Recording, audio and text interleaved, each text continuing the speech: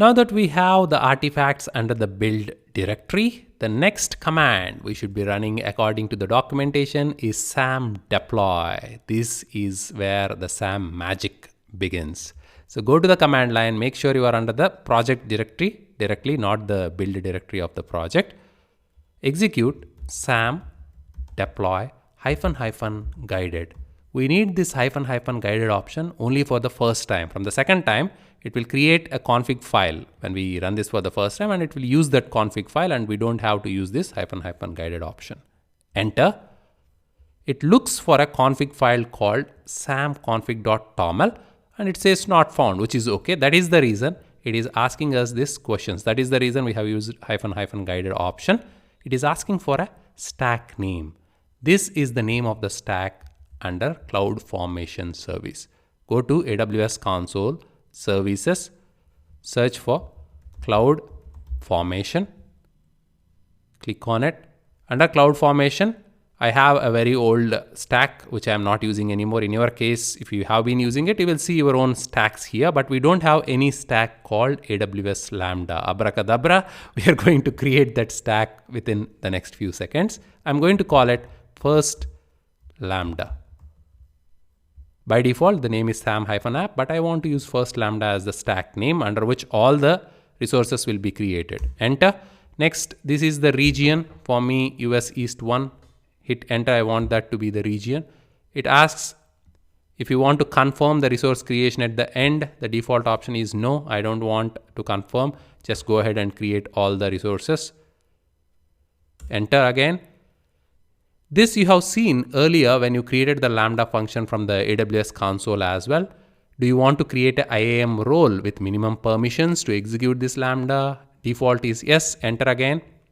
We see this because we have API gateway within our project that was created. We have an API gateway, and to access the API gateway URLs, they will be publicly available. That is why we are seeing this option here. Say Y. By default, it is N. If you choose that, our deployment will not happen. So yes, that is okay. I can access the API gateway publicly. Enter.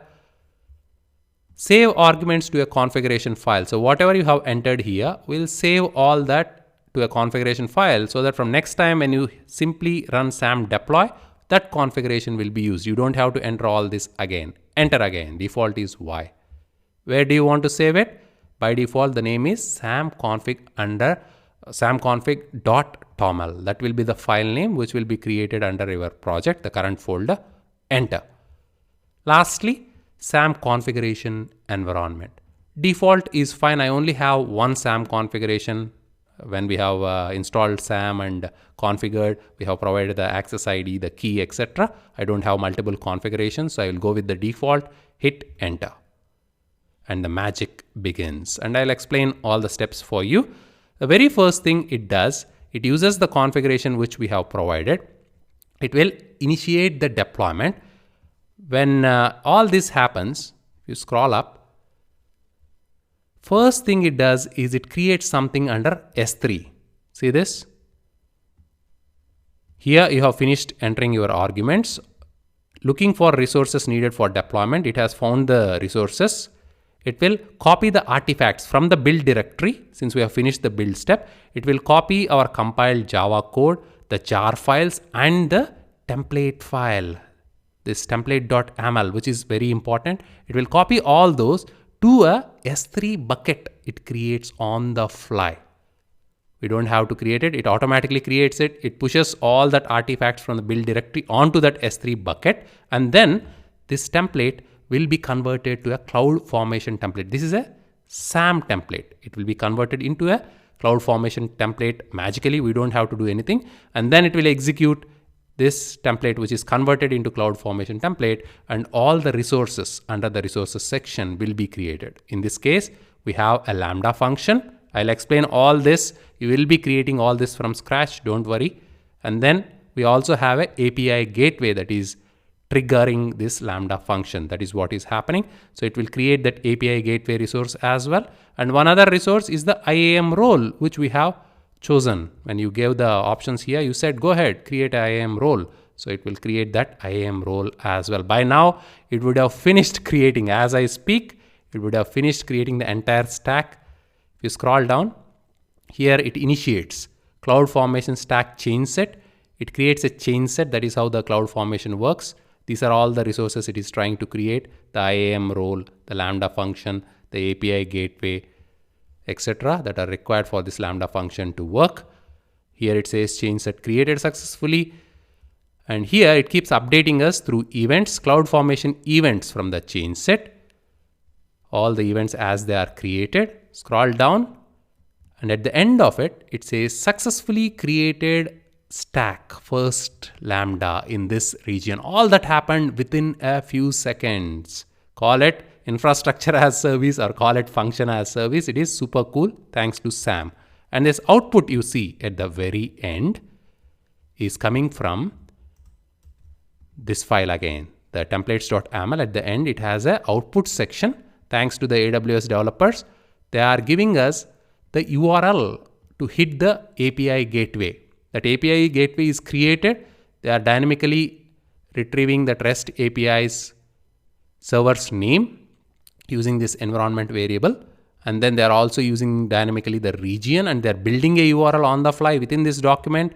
And at the end of it, in the output, see this URL. So you can use this URL for your testing. You can simply copy this URL, go to your web browser, hit this API. This API will trigger the Lambda function that got created. So all this output is coming from the AWS cloud.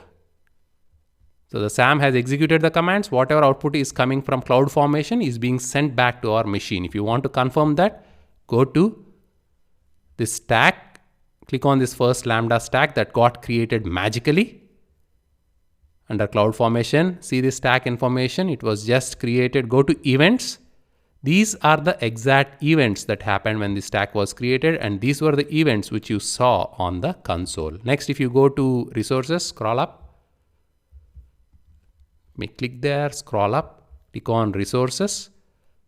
These were the resources which you saw earlier being created. Up top here, the 3 sections. These are the resources that were being created. See the output? This is the same exact output which you see at the end. So all that happened, and if you click on this URL, that will trigger the Lambda function. So it will go to the API gateway first. So click on it. It is opening in the same browser. Let me copy that, open a new tab. Anyways, there we go.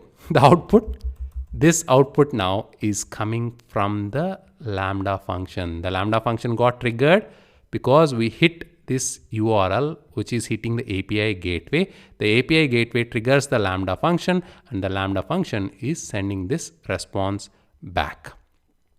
Let's see where this response is coming from. You can quickly open the source code app.java. Although this function, this class looks very sophisticated, all it is doing is very simple. It is sending back some static information back. Look at this handle request method, which is handling the request from the API gateway. This guy sends message hello world, which is hard coded. That is what you are seeing here. Next, you see location in this JSON and an IP address. What is this IP address? Look at the code here. They are hitting this URL. If you copy this URL from the code, copy that. This is a simple service hosted by Amazon, AWS. Go to your web browser, paste it, enter. This is the IP address of your machine. So whoever hits this URL from the browser, this guy, this service, checkip.amazonaws.com, will simply send your IP address back by reading it from the headers that it receives in the request. So in this case, this IP address you see here is not your IP address. This is the IP address where the Lambda function is being run. So dynamically, when the Lambda environment is created for a few seconds for the Lambda function running time, that IP address, the IP address of that virtual machine or the machine on the cloud. So all that happened magically for us. Now, if you click on the browser's back button to go back to the AWS console, let's visit the individual resources that got created, starting with API gateway. Go to services, go to API gateway, click on that. See the first Lambda API gateway got created, a new API got created. And this is the API that we hit when you use this URL. Even you can copy that URL from here. So when you hit the Lambda function, by copying that URL, paste it there, hit enter, it goes to the API gateway first. This API gateway, as you can see, it is just a proxy for a Lambda. It sends that request to the Lambda, or it triggers the Lambda. The Lambda sends a response back to this API gateway. That response goes to the client. So that was the first resource that got created thanks to this template.yaml we have. And next it has created the Lambda itself. So you can go back to services, go to Lambda. And you see this first Lambda from console, this was from earlier. This is the Lambda which we have created through SAM. Click on that. So this name is derived dynamically. It adds a dynamic ID at the end. See the designer. This is the Lambda function. But on the left, when we created a Lambda earlier, this was empty. But in this case, the API gateway is the trigger for this Lambda function. And when the response comes back, the API gateway sends it back to the client. You scroll down, you can see all the settings of this Lambda as well. So with a single command, you are able to deploy your AWS Lambda and all the resources it needs to the AWS cloud. Again, you don't have to worry about all the syntax and all that.